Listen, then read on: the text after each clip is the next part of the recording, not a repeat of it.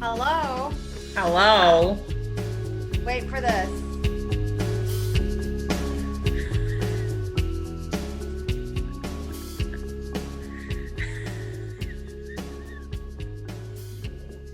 Happy Halloween. I'm Josie.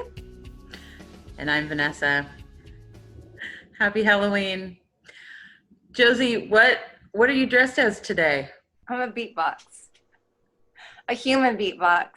If you can't see me, let me lean in a little. Because I was like,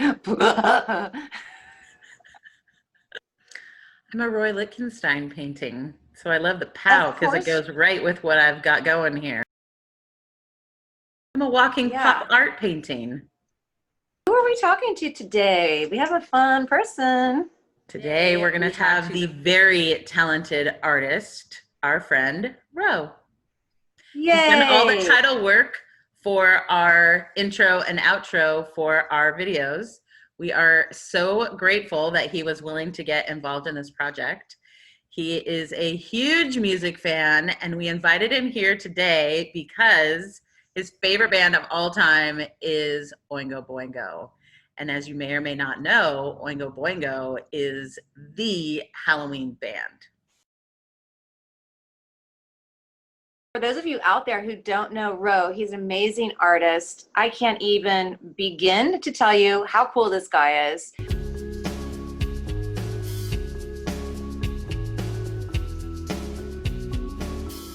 Today, he's going to tell us about his favorite Oingo Boingo Halloween show, right?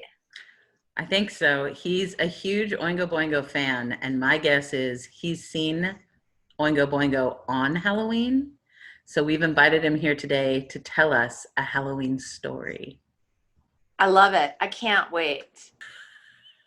Are you laughing at me? He's never laughing at Ro. Ro, what's You, up? you look awesome. Look at you both. That's amazing.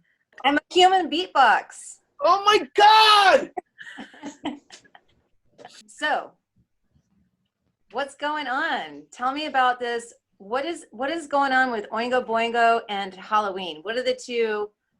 Why do the two sort of like go together? We know you I'm know. not familiar. When I okay, so this is what I think I know. So in the way this is good. Okay, so the way I got introduced to Oingo Boingo, this is a true story. I was about 15. I fractured my arm, like was going down the hill on my bike, fell off my bike, broke my arm, whatever. And my best friend's cousin was living in Orange County, in Irvine specifically, and he was visiting us in Cucamonga, visiting his cousin in Cucamonga, coming to visit me. And he goes, "Ro, I heard you broke your arm. That's really that's really sucks." Listen, I thought, as a gift, I'll give you this cassette tape I recorded of a band I thought you might like, called Oingo Boingo. And I don't know, I think there was an association to the song Only a Lad somehow. He felt like he was like, you might relate to the song. It feels like you're like this rebellious kid and all that. Um, Listen to this tape. And it was a cassette tape, and I put it in, and I remember like lying in my bed, broken arm, and I'm just like, what is this music? It was like this, like a Dun, cloud, dun, dun. light came down, and there was like, a garden, and I'm like, what? And it just like the whole world changed.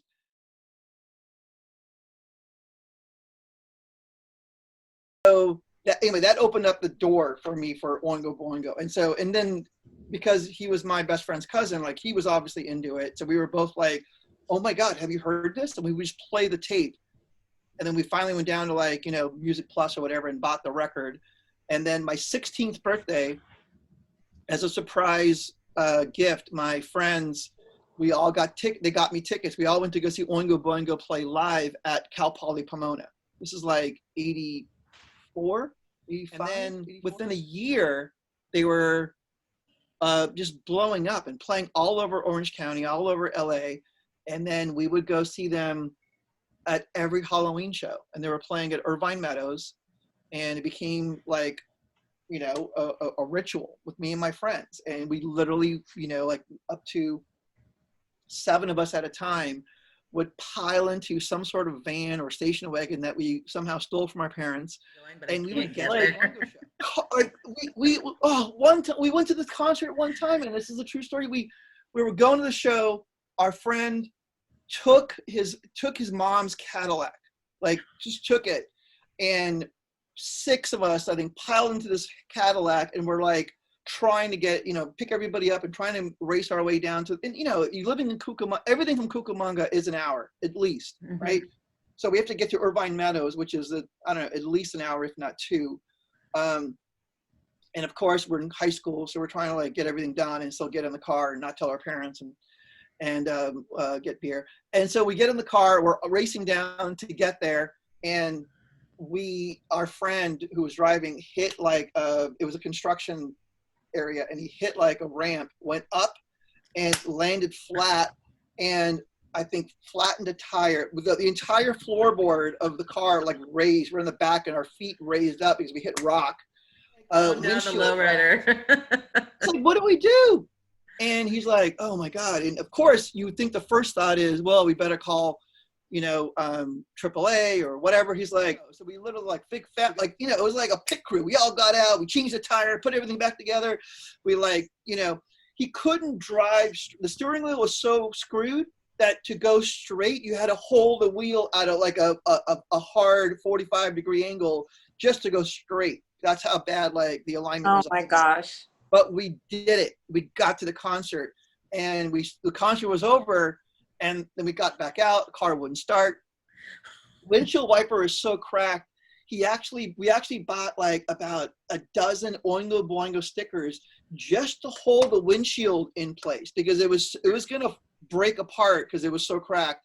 But it was like they had heat, like the Band-Aids to hold the windshield was all the Boingos. Okay, so we're driving, this is also part of the story. So we're driving home, and we're going up the 405 or whatever, and he falls asleep at the wheel. I remember waking up, and there were literally like red and blue lights in the car, in the car reflections, and we're all like, what's that? Oh, there's a cop behind us. And we look, and we like, Dave, our driver, was like, Dave, you're asleep? Nope. What are you doing? 5. You were going 5 miles an hour on the freeway, on like the shoulder. Hi, I'm Josie. And I'm Vanessa. Happy Halloween. You literally could have fallen in the ditch. Have you been drinking? No. Can you get out of the car? We get out of the car, beer cans spill out of the car. What is going? Listen, I'm not even going to give you a ticket because you guys are just stupid. You're just stupid. I'm just going to follow me. I'm going to escort you home. So he escorted us back to Cucamonga, this cop.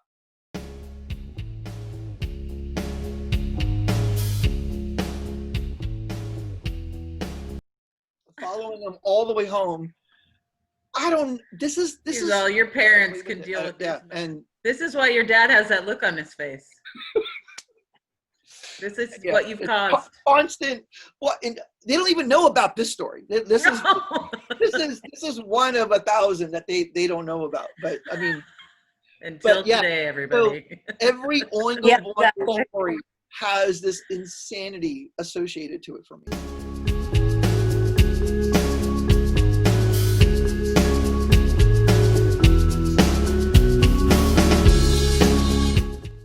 So this is one of my, of course, you know this. This is also where my love of Oingo Boingo. This is where my love of album, right? This is all the original artwork I did on the. This is how much I love this band and why it changed everything for me. I mean, going into design and art and my love of just everything when it comes to like skull-based imagery. Eventually Tim Burton's stop motion stuff that came out of it, and Danny Elfman, of course, scores all that. So they're the ultimate gateway for everything I do. Total 6 times, maybe 4 or 5 times. Okay, so this doesn't really count, but in 2015, so I was working on the Hollywood Bowl account, and Danny Elfman and his orchestra were going to play live to Nightmare Before Christmas. They were going to project a Tim Burton film on the screen at Hollywood Bowl, and Danny Elfman and his the orchestra was going to play live like as they do at the Hollywood Bowl a lot. At the end of the movie, Danny Elfman brings out members of Oingo Boingo, and they do a special Oingo Boingo set just for like a bunch of other songs, and we're like, oh my god! So that doesn't count as an Oingo Boingo show, but it wasn't Halloween. It was a Tim Burton, obviously, kind of thing that we were all there for. But it was yet like a small mini Oingo Boingo show, as like, kind of a treat at the end of it all. I would say that counts for And sure. a special gift to you, obviously. Yeah, that's awesome. Like we were like, I don't know the last time I've cried at a concert. That was probably the last time I cried at a concert because I was so happy. Because it was all the memories you have in high school of this band, and you're with your, two of your friends from that period, and here you are now watching it, as, much older people. But it's like, oh, it was so great.